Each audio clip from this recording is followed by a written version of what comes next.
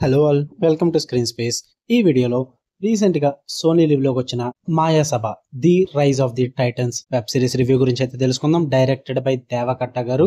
నేనైతే ఈ సిరీస్ కోసం ఎప్పటి నుంచో వెయిటింగ్ భయ్యా. తెలుసు మీ అందరికి, ఇది ఒక ఫిక్షనలైజ్డ్ స్టోరీ భయ్యా అబౌట్ మన లీడర్స్ అయిన నారా చంద్రబాబు నాయుడు గారు అండ్ వైఎస్ రాజశేఖర్ రెడ్డి గారు. వాళ్ళ క్యారెక్టర్స్ నుంచి, వాళ్ళ టైం లైన్ లో జరిగిన ఈవెంట్స్ నుంచి అయితే ఇన్స్పైర్ అయ్యి తీసిన సిరీస్ అని చెప్పేసి. అండ్ మెయిన్లీ నేనైతే బాగా ఎందుకు వెయిట్ చేశానంటే దేవకట్ట గారి గురించి భయ్యా.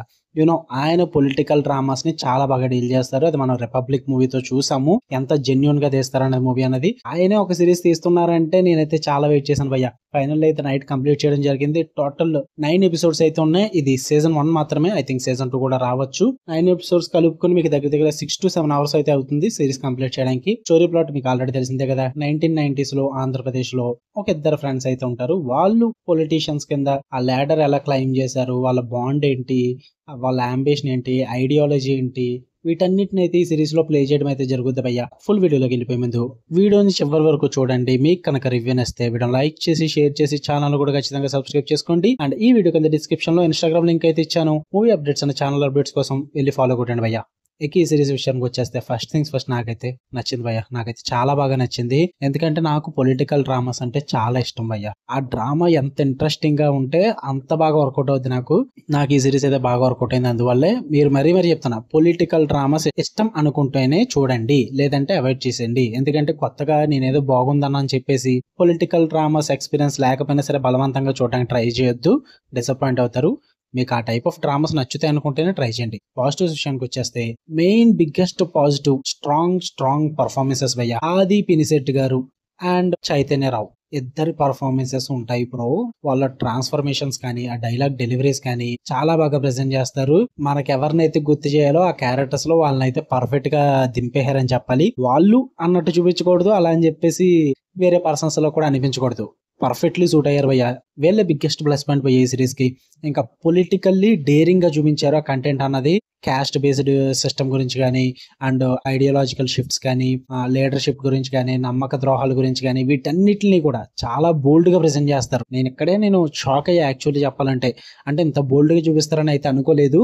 ఎవరో ఒకరు సైడ్ తీసుకుంటారేమో, లేక ఎందుకు అలాగా సైడ్ ప్లే చేసేద్దాం, సేఫ్ గా గేమ్ ఆడేస్తే బెస్ట్ అని చూపిస్తారేమో అనుకున్నా. కానీ దేవకట్ట గారు అయితే ప్రూవ్డ్ మీ రాంగ్ బ్రో. మీకు రిపబ్లిక్ మూవీలో ఎంత డేరింగ్ అయితే మూవీ చూపించారో, ఇక్కడ అంతకు మించి బోల్డ్ అండ్ డేరింగ్ గా ప్రెజెంట్ చేస్తారు కంటెంట్ అనేది. ఎవరి సైడ్ తీసుకోకుండా చాలా గ్రౌండెడ్ గా, రియాలిటీకి తగ్గట్టుగా పొలిటికల్ పవర్ ప్లేన్ అయితే సూపర్ గా ప్రెజెంట్ చేశారు. హై ప్రొడక్షన్ వాల్యూస్ ఉంటాయి.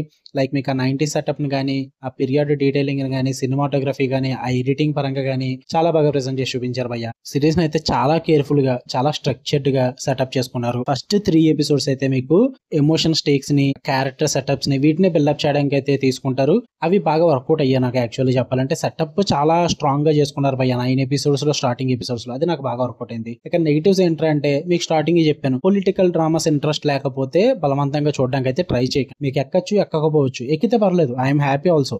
బట్ ఇన్ కేసు ఎక్కకపోతే కనుక నన్ను కామెంట్స్ లో చేసుకోవద్దు భయ్య. మరీ చెప్తున్నా, పొలిటికల్ డ్రామా సిస్టమ్ అనుకుంటేనే చూడండి. ఎందుకంటే డ్రామా వైజ్ చాలా స్లోగా అనిపించవచ్చు మీకు. ఎందుకంటే ఫస్ట్ 3-4 ఎపిసోడ్స్ మీకు సెటప్ కి అయిపోతుంది. వన్స్ 5th ఎపిసోడ్ స్టార్ట్ అయ్యాక అసలైన గేమ్స్ ఇవన్నీ కూడా మొదలవుతుంటాయి. అక్కడి నుంచి చాలా ఇంట్రెస్టింగ్ గా మారిపోతుంది. అండ్ మీకు కొన్ని బిగ్ క్యారెక్టర్స్ కూడా ఉంటాయి సిరీస్ లో. వాటిని చాలా లేట్ గా అయితే ఇంట్రడ్యూస్ చేస్తారు భయ్య సిరీస్ లో.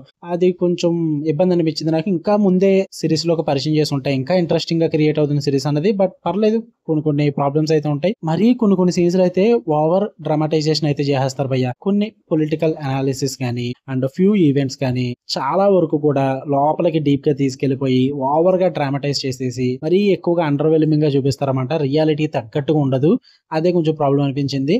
ఇంతకుమించి అయితే పెద్ద ప్రాబ్లమ్స్ ఏం లేవు భయ్య.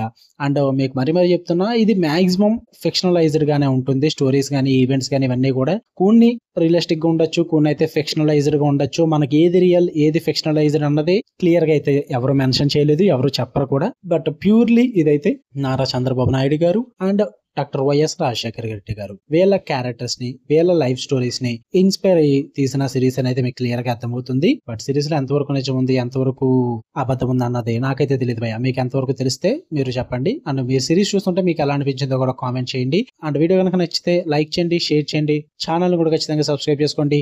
ఇలానే మరిన్ని interesting movies and web series reviews కోసం బెల్ ఐకాన్ ఆన్ లో పెట్టుకోండి. Love you all, bye.